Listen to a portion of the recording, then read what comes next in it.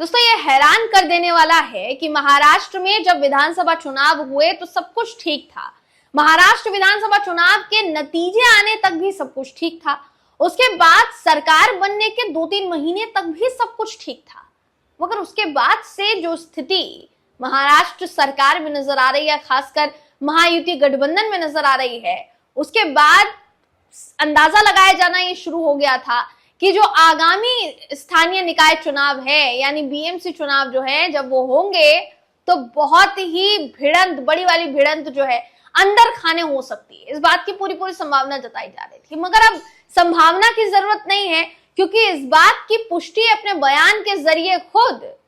महाराष्ट्र के मुख्यमंत्री देवेंद्र फडणवीस जी करते हुए नजर आए हैं। कहा क्या है उन्होंने, इस खबर में आपको बताएंगे, आखिर तक बने रहिएगा। नमस्कार, मेरा नाम है जयंती झा और आप देख रहे हैं देश नीति। दोस्तों, सीएम देवेंद्र फडणवीस ने कुछ ऐसा कह दिया है आगामी स्थानीय निकाय चुनाव को लेकर कि सबकी निगाहें अब इस बात पर टिक गई है कि जो कहा जा रहा है क्या वाकई में वो होगा, और अगर होगा तो जो सरकार है ऑलरेडी, यानी अजीत पवार, एकनाथ शिंदे, देवेंद्र फडणवीस, इनकी पार्टियों के गठजोड़ से जो सरकार बनी हुई है महाराष्ट्र में, क्या वो सरकार कायम रह पाएगी? क्योंकि अगर स्थानीय निकाय चुनाव में आप एक दूसरे से अलग चुनाव लड़ते हैं या एक दूसरे के सामने ही अपने ही सहयोगियों के आमने सामने अपने उम्मीदवार उतार देते हैं, तो फिर वो कितना आगे चलकर घातक हो सकता है अपनी ही सरकार के लिए जो अच्छी भली चल रही है फिलहाल महाराष्ट्र में। अब कहा क्या है देवेंद्र फडणवीस ने, ये जरा आपको बता देते हैं। आपकी स्क्रीन पर इस समय वो खबर मैं आपको दिखा रही हूं दोस्तों, जिसके मुताबिक मुख्यमंत्री देवेंद्र फडणवीस ने कहा कि हम शिवसेना और एनसीपी के साथ गठबंधन में रहना चाहते हैं, हम महायुति के तौर पर लड़ना चाहते हैं। हालांकि अगर कुछ स्थानीय निकायों में गठबंधन नहीं हो पाएगा तो हम कोशिश करेंगे कि एक दूसरे के खिलाफ चुनाव लड़ते वक्त किसी तरह की दुश्मनी ना हो। चुनाव के बाद अगर हालात ऐसे बनते हैं तो हम विपक्ष को सत्ता से बाहर रखने के लिए फिर से साथ आएंगे। कुल मिलाकर आप ये समझ सकते हैं दोस्तों कि निकाय चुनाव से पहले देवेंद्र फडणवीस खुद ये कह रहे हैं कि कई ऐसी सीटें हैं जहां पर महायुति गठबंधन के बीच समावेश नहीं बन पा रहा है, सहमति नहीं बन पा रही है, और उस सहमति के ना बनने की वजह से इस बात की पूरी संभावना है कि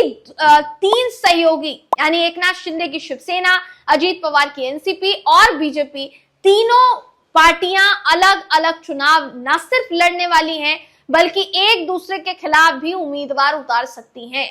देखिए, जब छोटा चुनाव हो चाहे बड़ा चुनाव हो, बीएमसी चुनाव भी कोई कम सीटों का चुनाव नहीं है दोस्तों, और इसका इंतजार काफी लंबे समय से किया जा रहा था। पिछला चुनाव 2017 में हुआ था, उसके बाद से सुप्रीम कोर्ट द्वारा निर्णय का इंतजार किया जा रहा था। हाल ही में सुप्रीम कोर्ट ने निर्णय दिया, जिसके बाद ये क्लियर हो गया कि जल्द से जल्द चुनाव कराए जाएंगे। सितंबर में बताया जा रहा है, उम्मीद है इस बात की कि महाराष्ट्र में स्थानीय निकाय चुनाव जो है वो होने वाले हैं, बीएमसी के चुनाव जो है वो होने वाले हैं। अब चुनाव से पहले अगर इस तरीके की बातें कही जा रही है कि एक दूसरे के खिलाफ उम्मीदवार उतारे जा सकते हैं और अगर स्थिति बनती है तो देखा जाएगा कि आगे क्या होगा, उससे ये तो समझ में आ रहा है दोस्तों कि अगर ऐसा होता है तो जाहिर सी बात है इसका असर निश्चित तौर पर वर्तमान महायुति के गठबंधन पर जरूर पड़ेगा, इसमें कोई दो राय नहीं है। अब किन किन सीटों पर पार्टियों के बीच में तालमेल नहीं बैठ रहा, अपने ही सहयोगी दलों के बीच में तालमेल नहीं बैठ रहा, ये आपके लिए जानना जरूरी है, तो ये आपको देखिए बिना देर के बता देते हैं।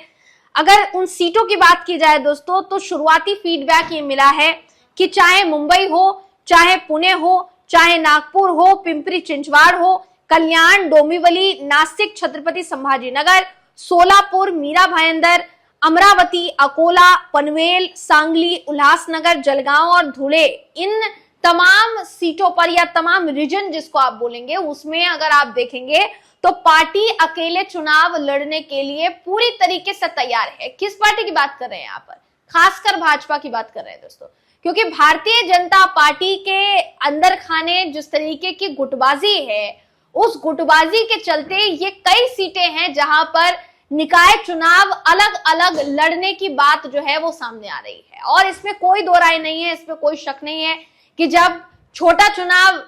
पार्टियां एक साथ नहीं लड़ पाती हैं, एक दूसरे के खिलाफ कंटेंडर उतार देती हैं, तो फिर बड़ा चुनाव लड़ने में दिक्कत होती है, या वर्तमान में जो आपका सरकारी गठबंधन है, सरकार में जो आपका गठबंधन है, उसमें दरार पड़नी शुरू हो जाती है। हालांकि ये कहना गलत नहीं होगा दोस्तों कि बीते कुछ समय से जिस तरीके की तकरार, जिस तरीके का कहीं ना कहीं भिड़ंत आप कहेंगे, जिस तरीके का झगड़ा चल रहा है महायुति गठबंधन के बीच, उसको देखते हुए अगर कहा जाए तो वाकई में ये संभव नहीं है कि निकाय चुनाव इन तमाम सीटों पर एक साथ लड़ा जा सके। इन सीटों में भी अगर बात करेंगे आप मीरा भाईंदर सीट की, तो आपको याद होगा विधानसभा चुनाव में क्या हुआ था। विधानसभा चुनाव में गीता भरत जैन जो कि निर्दलीय विधायक थी,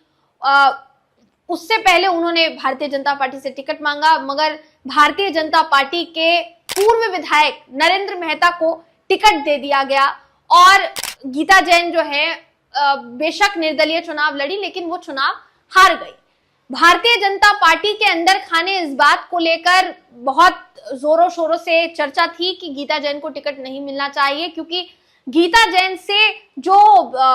मीरा भाईंदर का भारतीय जनता पार्टी का खेमा था वो नाराज था, वो खुश नहीं था, और उनका कहना था कि ये हमेशा दल बदलती हैं, जिसकी वजह से इन पर भरोसा नहीं किया जा सकता, जिसके चलते पेशकश की नरेंद्र मेहता ने देवेंद्र फडणवीस के आगे, और उसके बाद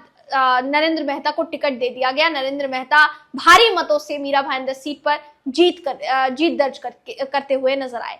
ऐसे में ये कहना फिलहाल के लिए बिल्कुल भी गलत नहीं होगा दोस्तों कि अगर निकाय चुनाव होता है तो इन तमाम सीटों पर, मीरा भाईंदर समेत इन तमाम सीटों पर वाकई एक दूसरे के साथ तालमेल बिठाना बहुत मुश्किल हो सकता है, जिसके चलते फिलहाल ये निर्णय लिया जा सकता है कि अलग अलग चुनाव जो है वो लड़ा जाए। अब बीजेपी के एक नेता ने कहा कि अगर गठबंधन करना पड़ेगा तो हमारा फॉर्मूला 50-30-20 का होगा। मतलब 50-30-20 का कैसे होगा, समझिए इसको। साफ है कि पार्टी किसी भी तरीके से स्थानीय निकाय में आधी सीटों पर तो खुद लड़ना चाहती है। बीजेपी चाहती है 50% सीटों पर खुद लड़े, 30 सीटें या तो शिवसेना को दी जाएगी या तो एनसीपी को दी जाएगी। मोस्टली अगर कहा जाए तो शिंदे की शिवसेना को दी जाएगी, और 20 जो सीटें हैं वो बाकी की दी जाएगी एनसीपी को। भाजपा नेता का कहना है कि किसी भी तरह का समझौता हम स्वीकार नहीं करेंगे, क्योंकि हमारी पार्टी सबसे बड़ी पार्टी है और महाराष्ट्र में हमारे 137 विधायक हैं। 2017 में बीएमसी चुनाव हुआ था, आपको याद होगा दोस्तों, और 2017 में अगर बात की जाएगी तो बीजेपी को 82 सीटें मिली थी, जो अविभाजित शिवसेना थी। जब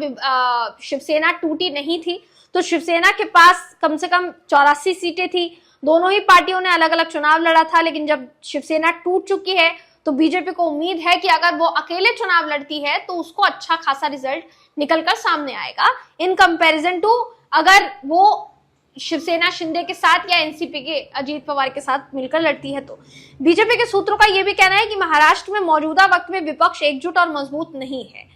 अब ऐसे में बीजेपी इस बात का फायदा उठा सकती है, लेकिन अगर आप महागठबंधन को या विपक्ष को माफ कीजिएगा, विपक्ष को अगर आप कमजोर आंक रहे हैं तो इस बात पर गौर करना भी जरूरी हो जाएगा कि महायुति के अंदर खाने जिस तरीके की खलबली मची हुई है, पार्टियों के अंदर खाने एक दूसरे नेता जो है वो एक दूसरे पर आरोप लगाते हुए नजर आ रहे हैं, उससे ये कहना भी गलत नहीं होगा कि महायुति में सब कुछ ठीक नहीं है। अब देखने वाली बात यही होगी कि जो कहा जा रहा है देवेंद्र फडणवीस की तरफ से, आगामी स्थानीय निकाय चुनाव से पहले क्या तस्वीर निकलकर सामने आती है और क्या तस्वीर नहीं है। आप इस पूरी खबर पर क्या सोचते हैं, आपकी क्या राय है, कमेंट करके जरूर बताइएगा। अगली वीडियो में आपसे फिर मुलाकात होगी, तब तक के लिए नमस्कार।